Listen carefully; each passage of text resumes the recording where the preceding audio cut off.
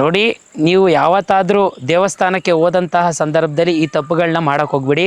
ಏನಪ್ಪ ಅಂತಂದರೆ, ದೇವಸ್ಥಾನಕ್ಕೆ ಹೋಗಿ ಬಂದ ನಂತರ ಭಿಕ್ಷುಕರಿಗೆ ಹಣ ಅನ್ನುವಂಥದ್ದನ್ನ ನೀಡ್ತಾ ಬರ್ತಿರ್ತೀರ. ಸಹಾಯಧನ ಅಂತ ಹೇಳಿ ಭಿಕ್ಷುಕರಿಗೆ ಹಣ ಅನ್ನುವಂಥದ್ದು ನೀಡ್ತಾ ಇರ್ತೀರ. ಆ ತಪ್ಪನ್ನ ಯಾವತ್ತೂ ಕೂಡ ಮಾಡೋಕ್ಕೆ ಹೋಗ್ಬಿಡಿ.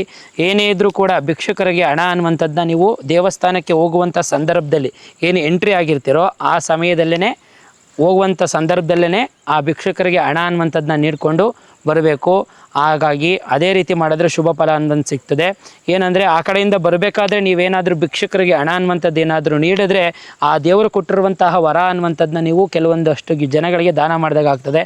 ಹಾಗಾಗಿ ದೇವರ ಕೃಪೆ ಅನ್ನುವಂಥದ್ದು ಪರಿಪೂರ್ಣವಾಗಿ ನಿಮ್ಮ ಮೇಲೆ ಬೀಳಲ್ಲ. ಆದರೂ ಕೂಡ ದೇವರ ದರ್ಶನ ಮಾಡೋಕ್ಕೆ ಹೋಗ್ತಾ ಇರ್ತೀವಲ್ಲ, ಆ ಸಂದರ್ಭದಲ್ಲಿ ಹಣ ಅನ್ನುವಂಥದ್ದನ್ನ ಎಲ್ರಿಗೂ ಕೂಡ ಕೊಡುವಂಥ ಮನಸ್ಸಿದ್ರೆ ಕೊಟ್ಬಿಟ್ಟು ಹೋಗಬೇಕು. ಅದನ್ನು ಬಿಟ್ಟು ಆ ಕಡೆಯಿಂದ ಬರುವಾಗ ನೀವೇನಾದರೂ ಭಿಕ್ಷುಕರಿಗೆ ಹಣ ಅನ್ನುವಂಥದ್ದು ಹಾಕಿದ್ರೆ ದೇವರು ಕೊಟ್ಟಿರುವಂತಹ ಕೃಪಾ ಆಶೀರ್ವಾದ ಅನ್ನುವಂಥದ್ದು ನಿಮ್ಮ ಮೇಲೆ ಬಿದ್ದಿರುತ್ತೆ. ಆ ಬಿದ್ದಿರುವಂಥದ್ದನ್ನೇ ಎಲ್ರಿಗೂ ಕೂಡ ಬಂದಾಗುತ್ತೆ. ಹಾಗಾಗಿ ನೀವೇನೇ ಆದರೂ ಅಷ್ಟೇ ದೇವಸ್ಥಾನದ ದರ್ಶನ ಆದ ನಂತರ ಡೈರೆಕ್ಟಾಗಿ ನಿಮ್ಮ ಮನೆಗಳಿಗೆ ಹೋಗುವಂಥದ್ದು ಒಳ್ಳೆಯದು. ಕೆಲವೊಂದು ಕ್ಷಣದಲ್ಲಿ ಏನು ಮಾಡ್ತೀರಾ ಅಂದರೆ, ಬೇರೆಯವ್ರಿಗೆ ಸಂಬಂಧಿಕರುಗಳ ಮನೆ ಇದೆ ಅಲ್ಲೇ ಹತ್ರದಲ್ಲಿ ಅಂತ ಹೋಗ್ತೀರಾ. ಮತ್ತು ಕೆಲವೊಂದು ಜಾಗಗಳಿಗೆ ಹೋದರೆ ಬೇರೆ ಬೇರೆ ಕಡೆ ಎಲ್ಲ ಹೋಗಿರ್ತೀರ. ಆದಷ್ಟು ನಿಮ್ಮ ಮನೆ ದೇವರಿಗೆ ಆಗಲಿ ಯಾವುದೇ ಒಂದು ದೇವಸ್ಥಾನಕ್ಕೆ ಹೋದರೆ ಡೈರೆಕ್ಟ್ ನಿಮ್ಮ ಮನೆಗೆ ಹೋಗಿ ಅದ್ರ ಶುಭ ಫಲ ಅನ್ನುವಂಥದ್ದು ಡೈರೆಕ್ಟಾಗಿ ನಿಮ್ಮ ಮನೆ ಹತ್ರಕ್ಕೆ ಬರ್ತದೆ.